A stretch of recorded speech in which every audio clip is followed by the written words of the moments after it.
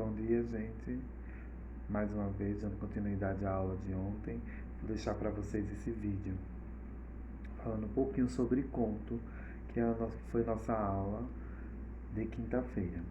Estão dizendo que o conto é um tipo de história literária, geralmente é uma obra de ficção, ou seja, de faz de conta, pois retrata um mundo de fantasias a partir da imaginação de quem escreveu. O conto tem narrador e um enredo, isto é, uma história que vai a desenvolver com começo, meio e fim. Então, como a gente foi citado na nossa aula de ontem, que todo conto, a escrita dele tem um início, um meio e o fim. Que o conto precisa ser idealizado, a gente busca idealizações. Como eu disse para vocês, quando eu fiz esse cartaz, eu posso entrar aqui com dois personagens e fazer um conto, contar uma história dentro desse pensamento aqui da natureza. Então, aproveitando esse momento que a gente está de falar um pouco sobre meio ambiente, trago para vocês essa ideia do conto também trazendo essa característica de meio ambiente. Então, o conto ele tem várias características. Uma das características do conto é uma escrita um pensamento condensado, poucos personagens, poucas ações, tempo e espaço, enredo, o conflito e o clímax da narrativa. O conto ele é dividido em duas pessoas de narrador. Você pode encontrar um conto em duas formas, em primeira pessoa e segunda pessoa em formas de narração. Lembrando-se, quando a gente fala em questão de pessoas, a gente lembra muito os pronomes, né? Primeira pessoa do pronome, segunda pessoa, terceira pessoa, do singular, do plural. Então, quando a gente fala em que o narrador do conto ele está no pensamento de primeira ou terceira pessoa, a gente sabe que esse narrador ele vai ter dois momentos. Um momento em que ele pode participar da história e um momento que ele pode estar contando a história. Ou seja, eu estou observando e contando aquela história. Ou eu posso estar lá na história e estar contando e também me incluindo dentro do próprio texto. Então o conto ele envolve dessa forma. Lembrando que o narrador, os exemplos são os narradores observadores e os narradores personagens, tá certo? Então essa a diferença da questão do narrador que a gente encontra nesse momento de estudo sobre o conto. A questão da linguagem escrita do conto é a variedade padrão, é a norma padrão. O texto, conto, ele vem com características de norma padrão. Então, quando a gente fala de norma padrão, também a gente sabe que não é muita idealização com palavras de todo jeito, mas é uma palavra organizada. Mesmo tendo as idealizações, mas as frases elas são idealizadas. É diferente do poema, tá, gente? Que a gente vem muito e traz muito a linguagem informal, né? O gênero ele traz ideias que você pode usar palavras que não sejam contextualizadas do dicionário. Já o conto não, a gente tem que trazer palavras, ideias, frases, orações de acordo com as normas padrões, ou seja, aquela norma culta. O tempo verbal predominante é o passado, porque a gente está contando. Então a gente conta o passado, conta uma história que alguém escreveu.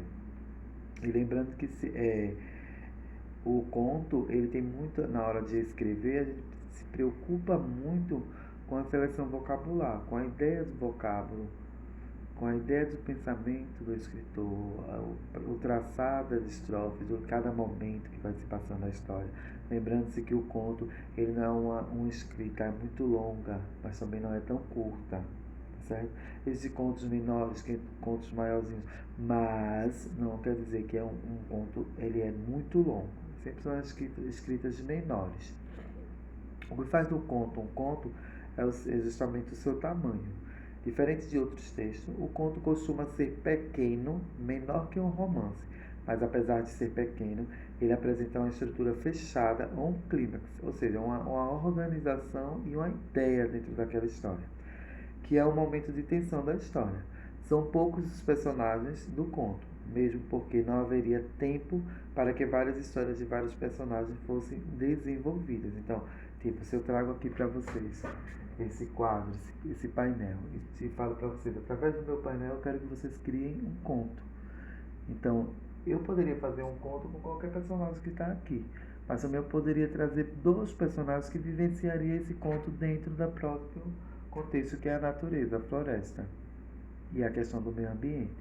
Só lembrando que o conto ele também deixa também algumas informações para a gente. Às vezes o conto ele quer passar para a gente uma ideia, entendeu? É um texto organizado, porque ele tem meio, começo, meio e fim.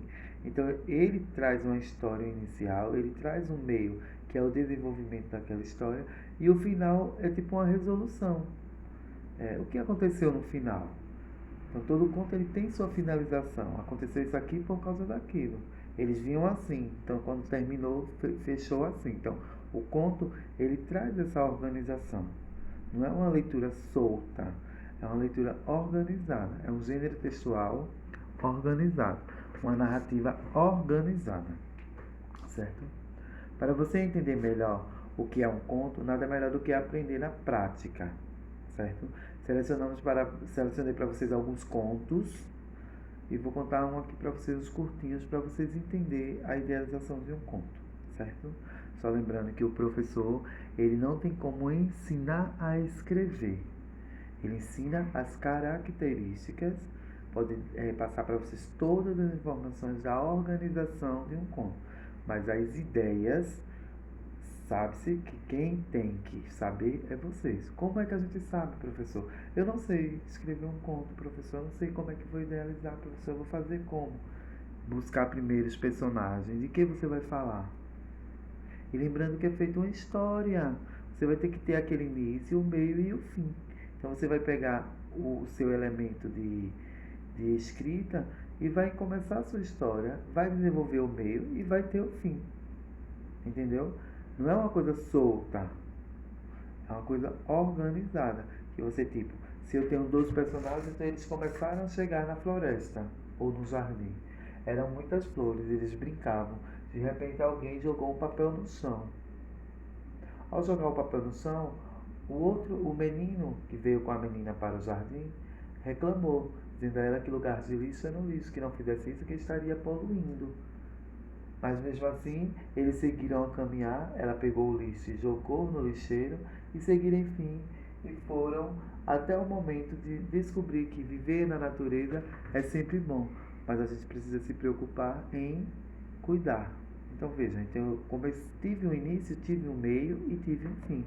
E no meio do trecho, no meio, eu tive um desenvolvimento de um pensamento que fica marcado naquela pessoa que está lendo, naquele leitor que está lendo o meu texto, o meu poema.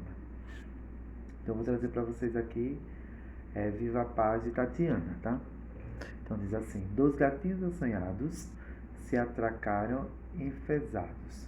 A dona se irritou e a vassoura agarrou.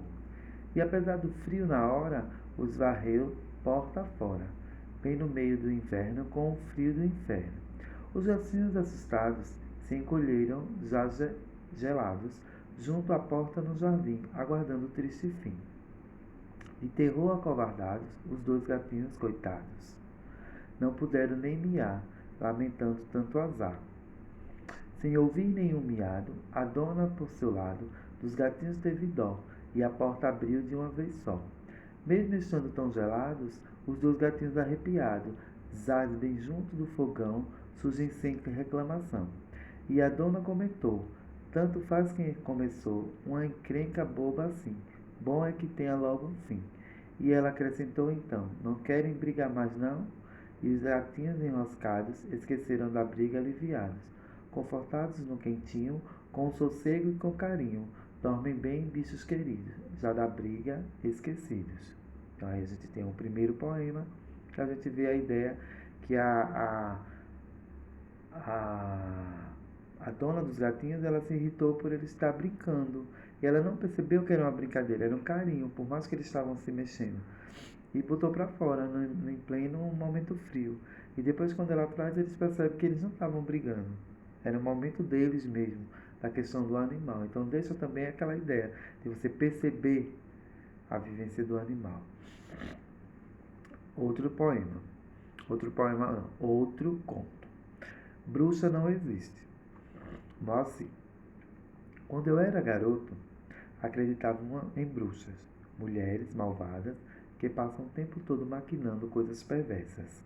Os meus amigos também acreditavam nisso. A prova para nós era uma mulher muito velha, uma solteirona, que morava numa casinha caindo aos pedaços no fim de nossa rua. Seu nome era Ana Custódia, mas nós só a chamávamos de bruxa. Era muito feia, era gorda, enorme, os cabelos pareciam palha, o nariz era comprido. Ela tinha uma enorme verruga no queixo e estava sempre falando sozinha. Nunca tínhamos entrado na casa, mas tínhamos a certeza de que, se fizéssemos isso, nós encontraríamos preparado venenos no grande caldeirão. Nossa diversão predileta era incomodá-la. Volta e meia invadíamos o pequeno pátio para dali roubar frutas, e quando por acaso a velha saía à rua para fazer compras no pequeno armazém ali perto, corriam atrás dela gritando: bruxa, bruxa! Um dia encontramos no meio de uma rua um bode morto. A quem pertencera esse animal nós não sabíamos, mas logo descobrimos o que fazer com ele: jogá-lo na casa da bruxa. O que seria fácil, ao contrário do que sempre acontecia naquela manhã, e talvez por esquecimento, era deixar aberta a janela da frente. Sob o comando do João Pedro, que era um dos nossos líderes, levantamos o bicho, que era grande e pesava bastante, e com muito esforço nós o levamos até a janela. Tentamos empurrá-lo para dentro, mas aí os chifres ficaram presos na cortina. Vamos logo, gritava João Pedro, antes que a bruxa apareça. E ela apareceu no momento exato em que, finalmente, conseguimos introduzir o bode pela janela. A porta se abriu e ali estava ela, a bruxa, empunhando um cabo de vassoura. Rindo, saímos correndo. Eu, gordinho, era o último. E então aconteceu de repente que enfiei o pé no buraco e caí. De imediato senti uma dor terrível na perna e não tive dúvida. Estava quebrada. Gemendo tentei me levantar, mas não consegui. E a bruxa, caminhando com dificuldade, mas com o cabo de vassoura na mão, aproximava-se e, àquela altura, a turma estava longe, ninguém poderia me ajudar. E a mulher, sem dúvida, descarregaria em mim sua fúria. Em um momento, ela estava junto a mim, transtornada de raiva, mas aí viu a minha perna e instantaneamente mudou. Agachou-se junto a mim e começou a examiná-la com uma habilidade surpreendente. Esta quebrada, disse por fim, mas podem dar um jeito. Não se preocupe, sei fazer isso. Fui enfermeira há muitos anos, trabalhei em um hospital. Confie em mim. Dividiu o cabo da vassoura em 3 pedaços e com eles e com seu cinto de pano improvisou uma tala, imobilizando minha perna. A dor diminuiu muito e, amparado nela, fui até minha casa. Chame uma ambulância, disse a mulher à minha mãe. Sorriu.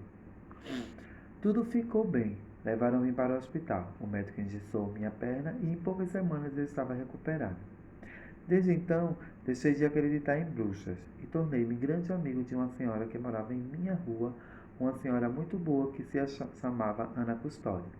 Então a gente vê aí outro conto que também, por mais ou não, a gente vê que deixa uma liçãozinha de respeito, né, pelos idosos, que talvez aquela pessoa que mora lá ela seja idosa e a gente relacionava a bruxa porque a gente leva para essa ideia dos contos.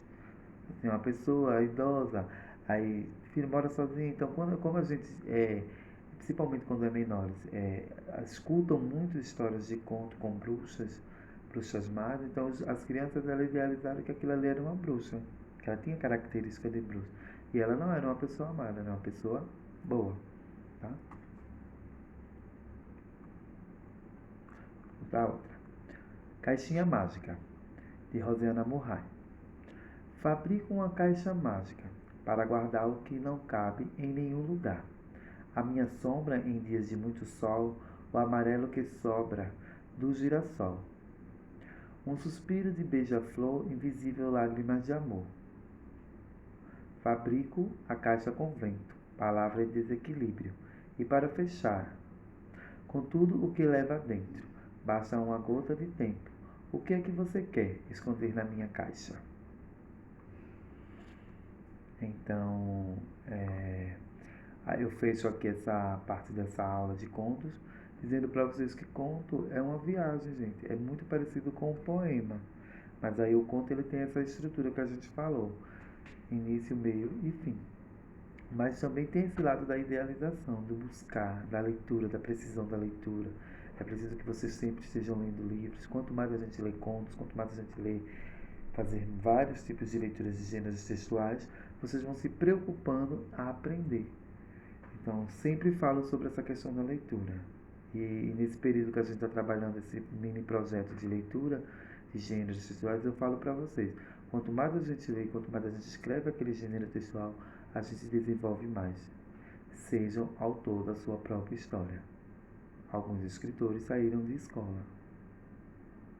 Então, se sai de escola, é aí que vocês aprendem, quando vocês fazem leituras. Leituras não só do livro didático que vocês têm, mas leituras de paradidáticos, de livros menores. Não consigo ler muitas páginas, mas leio um pouco de cada dia. Isso vai desenvolvimento não só vai selecionar o seu vocabulário, mas também vocês vão ter ideias de novas palavras e suas idealizações vão ficarem mais amplas. Aqui eu deixo para vocês essa ideia de conto, onde a gente vai ficar trabalhando também a próxima semana, tá? Fica certo que hoje a gente está trabalhando no meio ambiente. Então, o que é que eu peço para vocês? A idealização sobre o Dia do Meio Ambiente.